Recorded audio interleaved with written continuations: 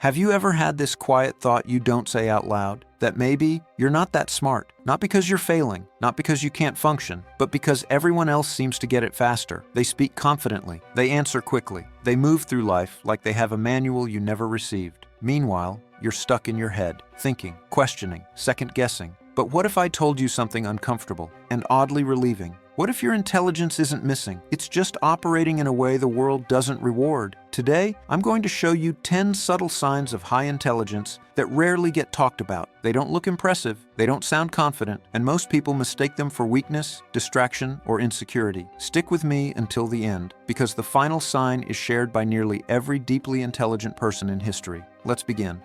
1. You spend a lot of time in your own head. You replay conversations. You mentally rehearse what you should have said. You analyze moments long after they pass. Most people call this overthinking. Psychologists call it internal simulation. Your brain isn't stuck. It's running models, testing outcomes, learning from patterns, preparing for future scenarios. This is why deeply intelligent people often appear quiet in the moment, but incredibly insightful later. Your mind doesn't react instantly. It processes deeply.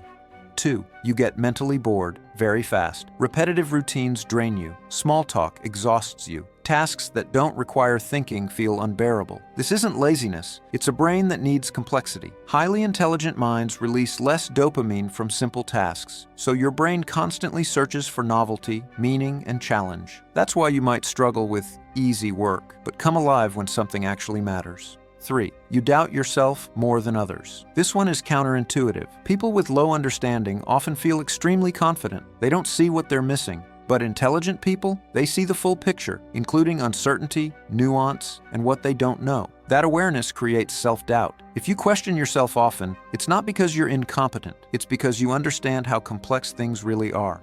4. You talk to yourself more than you'd admit. In your head, out loud, under your breath. You explain things to yourself. You rehearse. You argue both sides. This is actually a sign of advanced cognitive organization. When you talk to yourself, you're structuring information, guiding attention, and improving memory. Many great thinkers did this, not because they were strange, but because they were training their own mind. 5. You're extremely sensitive to your environment. Background noise bothers you. Bright lights drain you. Crowded spaces overwhelm you. This isn't weakness, it's high sensory intake. Your brain takes in more data than average. Sounds, patterns, emotional cues. That helps you notice connections others miss, but it also means your system overloads faster. Sensitivity often comes with intelligence. The same depth that allows insight also increases stimulation.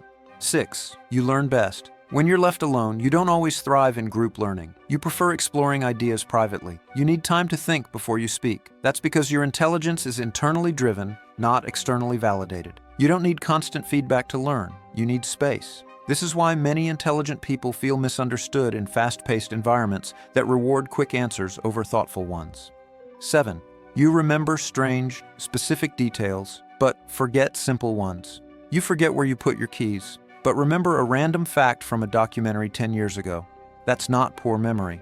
That's selective encoding. Your brain prioritizes meaning over logistics. It stores concepts, patterns, and ideas, not mundane details. This is common in people who think abstractly rather than procedurally. 8. You feel emotions deeply. You empathize easily. You're affected by stories, music, or other people's moods. You feel things fully. Many people think intelligence is purely logical. It's not. Emotional depth requires neural complexity. Understanding people, systems, and motivations requires emotional processing. Some of the most intelligent minds weren't emotionally detached. They were emotionally aware. 9. You learn in bursts, not consistently. You might procrastinate, but when pressure hits, you enter a deep focus state. This isn't always poor discipline. It's often selective engagement. Your brain resists shallow work, but commits fully when something is meaningful. That's why you can outperform expectations at the last minute, even if you felt stuck before. 10. You never stop asking why. This is the quiet trait shared by almost every genius. Curiosity, not surface-level curiosity, but deep, persistent questioning. You don't just accept answers. You want to understand. You watch videos like this not because you're lost, but because you're exploring. And here's the truth. People with low intelligence rarely question themselves. People with high intelligence question everything, including their own mind.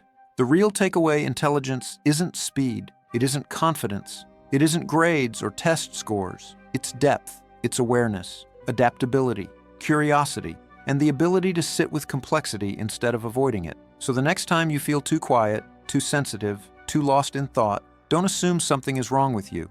That might be exactly what intelligence looks like when it isn't trying to impress anyone. If this helped you understand yourself better, subscribe, because intelligence doesn't need to shout. It just needs space to think.